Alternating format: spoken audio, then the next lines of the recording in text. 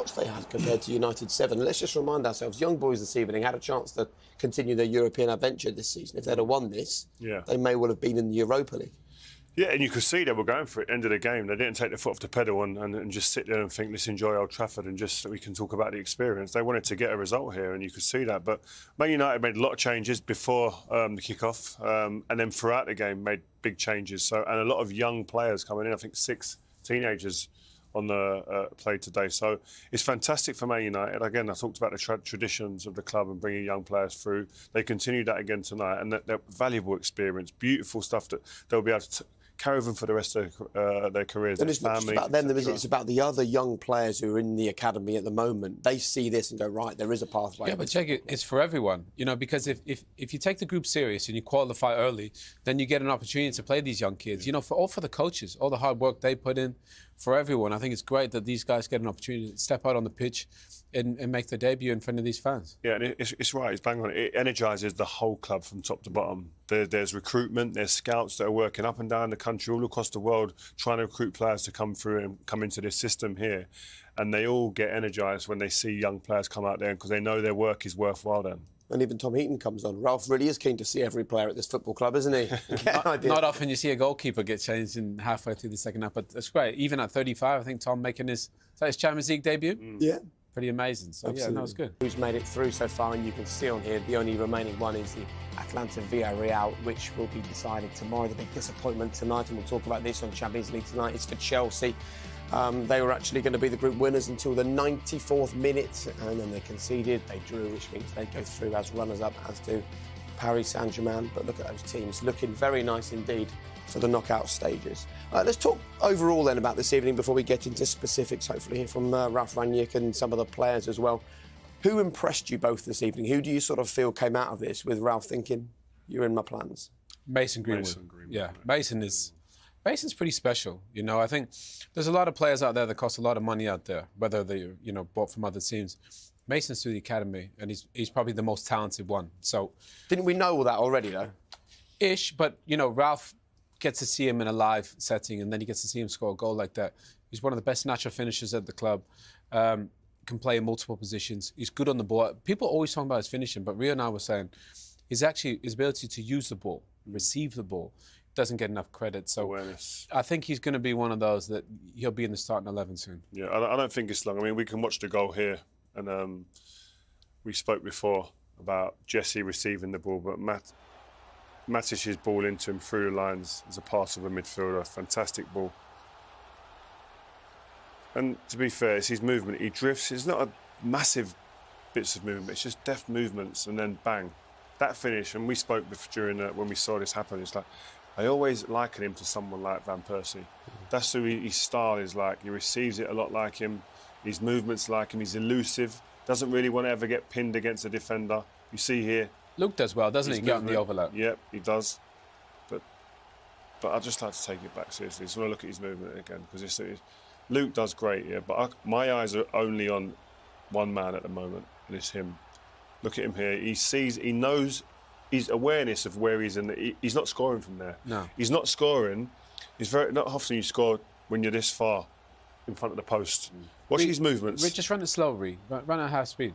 Because he's surrounded by people, Jake. Yeah. You know, you think he can't score. He realises, right, it's not coming there. I'll just drop off. Exactly then is that middle movement to get himself a yard away from that defender who's doing well marking him, by the way. That defender's marking him very well. He's at his near post, isn't he? And do you see this is something you can teach young strikers, or is this an instinct? No, he's learned over the years, but it's instinctive as well. He just knows where he needs to be. And he can feel that defender without even actually physically touching him. He can see him in his eye line, but also he can feel that he's probably too tight for me there to be able to score in this area here at the moment. It's probably too tight for me to score in this area here. Yeah, because even if he gets a touch, it's going to go out. It's going to go up. Yeah. So he puts the brakes on, checks out a little bit, gets that little yard of separation, and then it's down to instinctive, beautiful, clinical finishing. The kids, listen, I love him. There's not enough words for me to describe what I feel about this boy as a player, seriously, because he's a beautiful footballer. When he came into the team, everyone, like Owen said, everyone just spoke about his finishing, because that is what you see straight away. But when you actually break his game down, He's so efficient in what he does, receiving the ball, his body angles, his movement to receive the ball. And what I like about him is very rarely you really see him get tackled. But a lot of the other players out there on that pitch got tackled today. Yeah, there were a lot of turnover. Turning the ball over. He's not like, he's very elusive with the ball. He takes the ball away from. He's got so much things that you can love about his game. Yes, there is stuff to work on. He's a young kid. That's inevitable.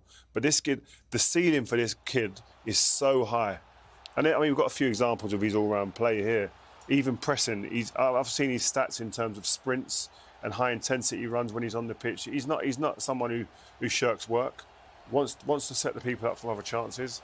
But the kid, I think, what he could be, man. If he dedicates himself to the game like he is at the moment and continues and keeps that growing and takes the opportunities like he is at the moment, England are missing out at the moment because he can come in and add value to that team as well. That's his gift. In those areas, he's calm. He never rushes. Most young kids, they receive the ball and they panic. They speed up in the moments where they shouldn't. Mason has a picture, and he's always in control, which is quite rare. And he has a good awareness, as Reece said. He's always checking his shoulder, find little pockets. As a finisher, it's pretty special. But again, I'm with Rio. I think his overall game doesn't get enough credit. I think he can carry the ball, he can dribble. His awareness is good. But he'll want to play. Even though there's some world-class players here, he'll want to play. Yeah, he won't be happy sitting on the bench. Since this new manager's come in, he hasn't started the game until tonight, and I'm sure he'll be sitting there going, well, why? Yeah. But his answer is where you want it to be, out there. And the great thing for him is that if you take a look at the kind of players that Ralf Rangnick has signed and worked with over the years, he is the perfect profile for a Rangnick kind of player. He's the thing is, if Ralf was going to buy him, it would have cost him a fortune. Yeah. We see, Ahmad out there today, would they pay, 35, 40 mil, Mason is in the category almost, the Phil Foden category in terms of, how do you put a price on it? So, look, he's a diamond, and to go with, Marcus and Cristiano and Cavani, Sancho. Pogba, Sancho, Bruno. Ralf has a lot of options that he can go and pick this team, and that's exciting. And it's a good point, actually, about Pogba. Varane still to come back from injury. There's good times ahead. Let's talk about something not quite so positive tonight, which was some of the elements of the defending. We can have a look at the equaliser now. Who out there this evening, this goal notwithstanding, do you think wasn't a great night for you, actually? I don't think anyone other than Mason really gives Ralf something to think about. I think everyone else, there's elements of the game we say, oh, well done, but then there was elements where you thought that will probably go against you, and he's thinking in terms of an 11 to go in the Premier League this weekend or in the coming weeks. So, no, I think you can... What about Wan-Bissaka? You said he'll have to fight to be in Ralph's plans. What did you think of him tonight?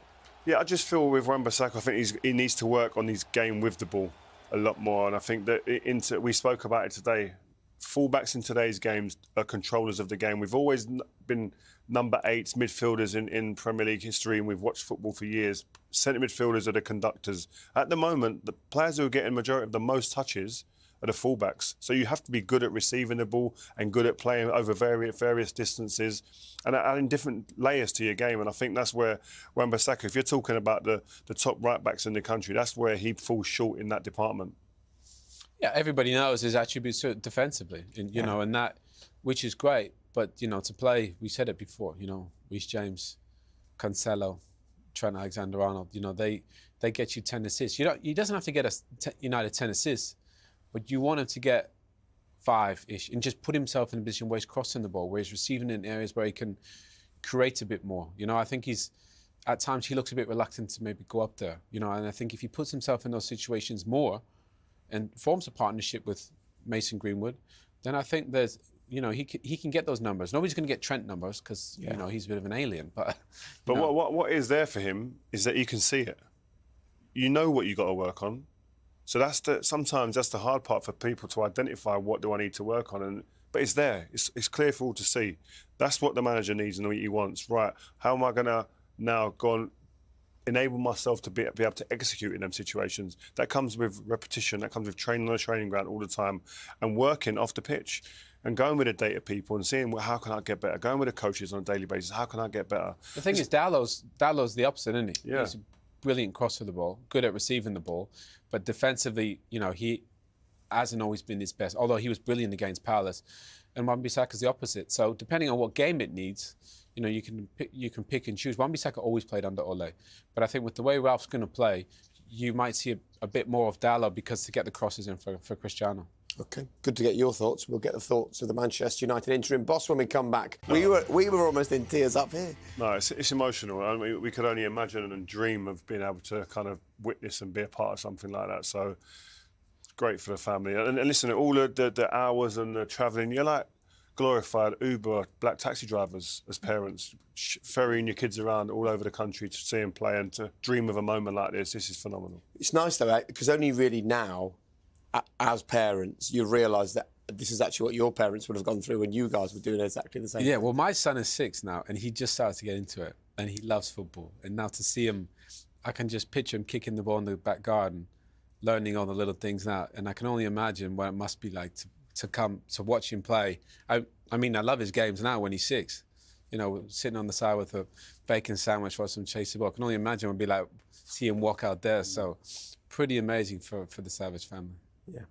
6 teenagers coming on tonight for Manchester United. Charlie was just one of them. Let's talk about United and what happens in the near future, because if you look at their Premier League fixtures, I mean, wow. It's a beautiful run now for Ralph to get his teeth into, isn't it? Yeah, I think the manager he could have handpicked and cherry-picked some games. I think these would have been exactly it. Yeah, because you look at that and you think, wow, there's not many there that you would frighten you or put you on the back foot. I think he's got to go into these thinking, wow, we can come out of this at Southampton. We should be in a really, really good position. That is win, win, win, win, win, win, win. I mean, it should be 30 points? Yeah, no, seriously. You'd hope so. But if you based it on the performances that we've seen before disappointment, you would say, well, I don't know where there could be, I can see banana skins left, right and centre there.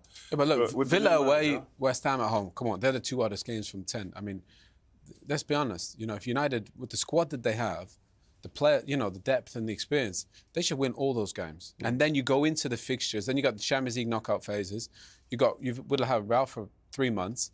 You know, they could be in a place where they could go attack and potentially win a trophy or something. But, you know, it's not as easy as that. No, I know it isn't. Fixtures like that. I used to do this as a player. You'd look 3 or 4 games down, you think, oh, we should be like 6 or whatever points clear or whatever. And all of a sudden, after the first game, you're thinking, wow, we dropped points there.